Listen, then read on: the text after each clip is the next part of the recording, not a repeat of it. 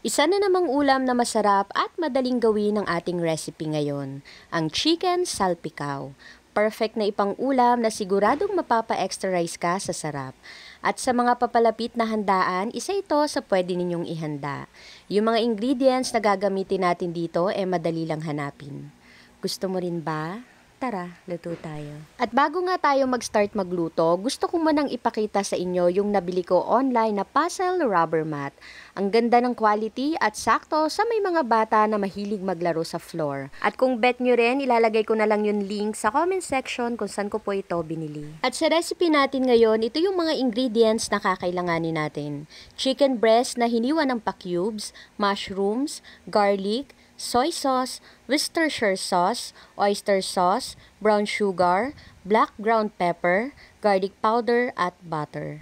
Unahin na natin i-marinate dito yung chicken. Pagsamasamahin lang natin yung mga ingredients na binanggit ko kanina. At kung hindi naman po kayo nagmamadali, mas maganda sana kung maibababad natin ito ng mas matagal. Ito kasing lulutuin ko ay ulam namin for dinner at medyo late na rin kaya hindi ko na naibabad pa ng mas matagal. Siguro mga 20 minutes ko lang itong naibabad. After kong haluin yan, isinet aside ko muna. After 20 minutes, maglagay lang tayo ng cooking oil sa kawali, then iprito natin dito yung garlic. Medyo malalaking hiwa pala yung ginawa ko dito sa bawang, at pag nag-crispy na nga yan, ahunin lang natin ito, then set aside. Same pan, piprituhin din natin dito yung mushrooms. Mga 4 minutes ko lang sigurong niluto yung mushrooms hanggang sa magkaroon lang ng kulay brown. After nyan, ahunin lang din natin ito, then set aside.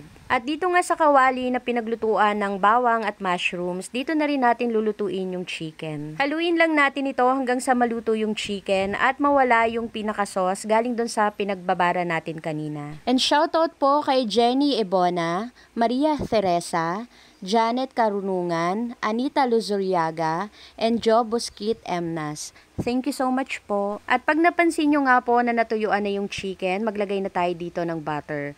At pag natunaw na nga yung butter, ilagay na rin natin dito yung mushroom na pinirito natin kanina.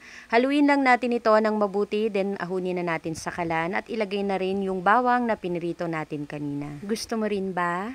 Tara, kain tayo. So, for today's video, gumawa tayo ng chicken salpicao at ayan.